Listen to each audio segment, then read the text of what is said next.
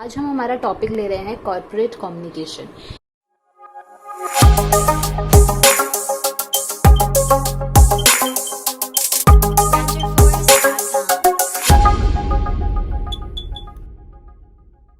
Corporate communication एक simple सी communication activity है जो कॉर्पोरेट करती है, यानी कि कोई बिजनेस जो एंटरप्राइज कम्युनिकेट करता है। किससे करता है? बाहर वालों से, अपने ऑर्गेनाइजेशन के अंदर से। तो कॉर्पोरेट कम्युनिकेशन सबसे पहले तो एक कम्युनिकेशन एक्टिविटी है। हम सबको पता है कि कम्युनिकेशन का क्या मतलब होता है। तो कॉर्पोरेट कैसे कम्युनिकेट करता है, तो ये एक प्रोफेशनल टर्म है कॉर्पोरेट कम्युनिकेशन। इस कम्युनिकेशन का क्या बेनिफिट होता है? बेसिकली क्या होता है? To achieve plan objectives. तो कम्युनिकेशन करने के लिए बहुत सारी चीजों की जरूरत होती है, इसके बारे में हम पढ़ने वाले हैं। और किन टाइप के भी कम्युनिकेशन होते हैं ये भी हम पढ़ने वाले हैं। प्लान्ड ऑब्जेक्टिव्स में जैसे कोई भी ऑब्जेक्टिव ऑर्गेनाइजेशन एंटरप्राइज को अचीव करना है तो उसके लिए उसको कम्युनिकेट करना होगा from outer world as well. Internally तो करेगा। तो इससे हमें पता लगा कि दो टाइप के हुए, एक हुआ इंटरनल कम्युनिकेशन और सेकेंड हुआ external communication. Now to achieve this planned objectives, किन वे में वो हमसे कम्युनिकेट कर सकता है, एंटरप्राइज हमसे कैसे कम्युनिकेट करता है? जैसे कि एडवर्टाइजमेंट, मार्केटिंग और जो भी पब्लिक रिलेशंस बनाता है वो एक कॉर्पोरेट कम्युनिकेशन करता है। नाउ एज आई सेड कि इंटरनल कम्युनिकेशन होता है, एक्सटर्नल कम्युनिकेशन होता है। तो इंटरनल कम्युनिकेशन क्या क्या चीजें हो सकती हैं? नॉर्मली जो हमारी रेगुलर मीटिंग होगी ऑर्गेनाइजेशन की, ठीक है, रेगुलर मीटिंग्स। उसके बाद इंटरनल कम्युनिकेशन किस किस से हो सकता है? एम्प्लॉयज से हो सकता है, मैनेजर्स से हो सकता है, ठीक है, यानी कि जो उस इंटरनल एंटरप्राइज के अंदर अंदर है। एक्सटर्नल कम्युनिकेशन बहुत इंपॉर्टेंट होता है। एक्सटर्नल कम्युनिकेशन किस किस से हो सकता है? जो कि एंटरप्राइज के पार्टनर्स हैं, जो कि एजेंसीज हैं, गवर्नमेंट है, मीडिया है, ऐसे बहुत सारे जो एक्सटर्नल फोर्सेस जो एक्सटर्नल है from enterprise, that is external communication, that comes under external communication. Okay, तो ये बेसिक मीनिंग होता है कॉर्पोरेट कम्युनिकेशन का। अब इसमें हम पढ़ने वाले हैं फॉर्मल कम्युनिकेशन। कोई भी एंटरप्राइज में दो टाइप्स की कम्युनिकेशन यूजुअली आप देखोगे, एक होता है फॉर्मल कम्युनिकेशन और एक होता है इनफॉर्मल कम्युनिकेशन। फॉर्मल कम्युनिकेशन, तो सबसे पहले हम पढ़ते हैं कि फॉर्मल कम्युनिकेशन क्या है। जैसे अगर हमें कहीं पर किसी सोफिस्टिकेटेड जगह जाना होता है या फिर हमें अपनी जॉब पे जाना होता है, तो हम क्या बोलते हैं कि let's wear some formal dressing करते हैं, ठीक है। तो फॉर्मल का मतलब क्या होता है? एक प्रोफेशनलिज्म, ठीक है, या फिर हम कह सकते हैं कुछ ऑफिशियल चीज है। तो यही एक फॉर्मल कम्युनिकेशन, एक ऑफिशियल लैंग्वेज, एक ऑफिशियल कम्युनिकेशन होती है जो सबॉर्डिनेट सुपीरियर से, सबॉर्डिनेट अपने आप में, यानी कि मैं अपने जो भी लेवल के लोग हैं, मेरे जो जिस जॉब में मैं काम कर रही हूँ उस जॉब के लेवल पे अपने सुपीरियर, अपने सबॉर्डिनेट सबसे जो बात करूंगी वो एक ऑफिशियल टर्म्स में करूंगी। That is what formal communication says, ठीक है। अब फॉर्मल कम्युनिकेशन ओरल भी हो सकती है, ठीक है, और रिटन भी हो सकती है, राइट। ओरल भी हो सकती है, रिटन भी हो सकती है। अब जैसे मैंने बोला कि ये कौन कौन करते हैं, सुपीरियर सबॉर्डिनेट के बीच में हो सकती है। उसके बाद इंट्रा, यानी कि इंट्रा एडमिनिस्ट्रेटिव का मतलब होता है कि आपस में जो एडमिनिस्ट्रेटिव है उसका आपस में जो डिसीजन मेकिंग होता है, तो वो फॉर्मल कम्युनिकेशन कहलाता है, ठीक है। फॉर्मल कम्युनिकेशन वर्टिकल भी हो सकता है जैसे मैंने कहा, और हॉरिजॉन्टल भी हो सकता है। वर्टिकल का एग्जांपल ये है जो सबॉर्डिनेट सुपीरियर से बात कर रहा होता है, और हॉरिजॉन्टल का मतलब है कि जो सबॉर्डिनेट अपने सबॉर्डिनेट से, अपने ही लेवल के जॉब वाले से बात, right. So this is what vertical और horizontal. Now formal communication effective हो, एकदम सही हो, उसके लिए कई एसेंशियल्स होते हैं। तो अब हम पढ़ने वाले हैं एसेंशियल्स।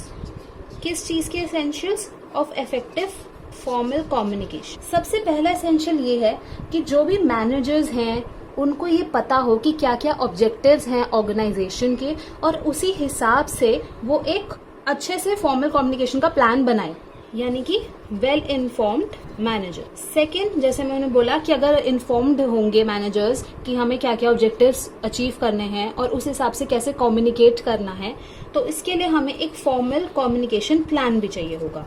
फॉर्मल कम्युनिकेशन प्लान में ये चीजें आती हैं कि किस लैंग्वेज में, जैसे डी कोडिंग, कोडिंग के लैंग्वेज में, या किस लैंग्वेज में कम्युनिकेशन की जाएगी, ठीक है। तो उसके लिए एक प्लान बनाया जाता है।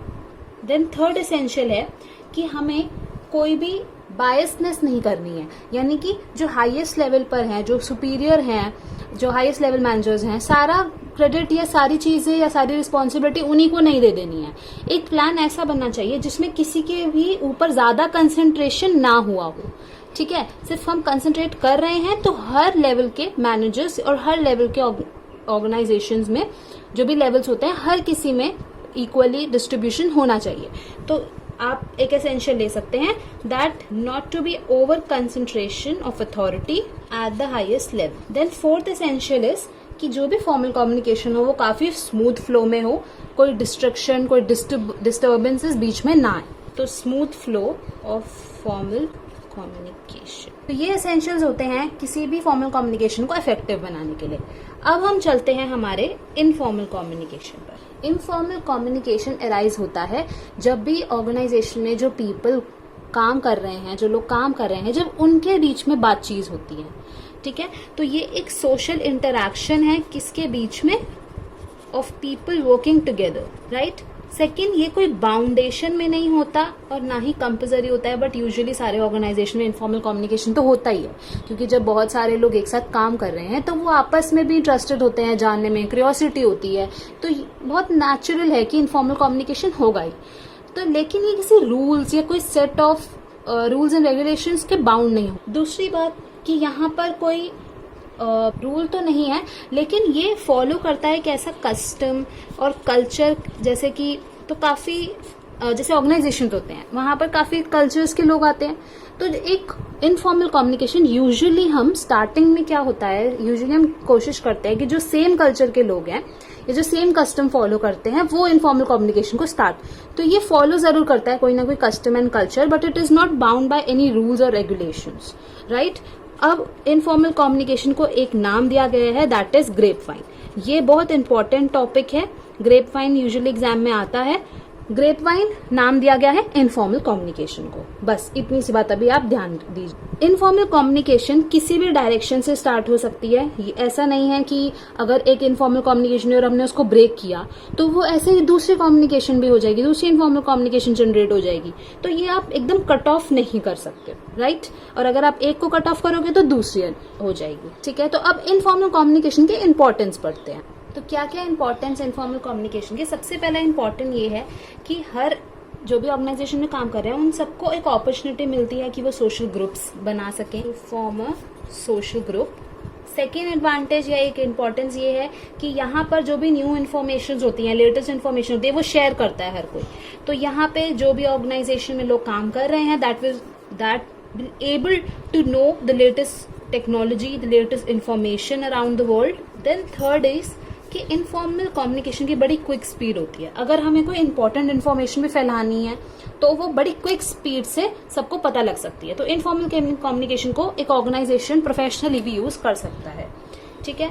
उसके बाद साइकोलॉजिकल बेनिफिट्स भी होते हैं कि भाई खुशी होती है, अगर कोई दुखी है तो वो अपना दुख शेयर कर सकता है बाकियों के साथ। सोशल ग्रुप का सबसे बड़ा बेनिफिट तो यही होता है कि आप अपनी हैप्पीनेस, सैडनेस सब शेयर कर सकते हो, तो एक साइकोलॉजिकल बेनिफिट्स भी मिलते हैं। ऑल्सो इनफॉर्मल कम्युनिकेशन काफी फास्ट है, ये ग्रुप में भी काफी फास्ट ग्रुप ऐसे बनते हैं जो इनफॉर्मल कम्युनिकेशन करते हैं, ग्रेपवाइन होता है। और जैसा मैंने कहा कि अगर हम एक को कट ऑफ करें तो दूसरा जनरेट हो जाएगा, ठीक है। तो ये था importance of informal communication. I hope आपको फॉर्मल एंड इनफॉर्मल समझ आया हो। अब हम नेक्स्ट वीडियो में इसके डिफरेंस करेंगे और ग्रेपवाइन के बारे में पढ़ें। Please like this video and do share it with your friends and subscribe to college tutor.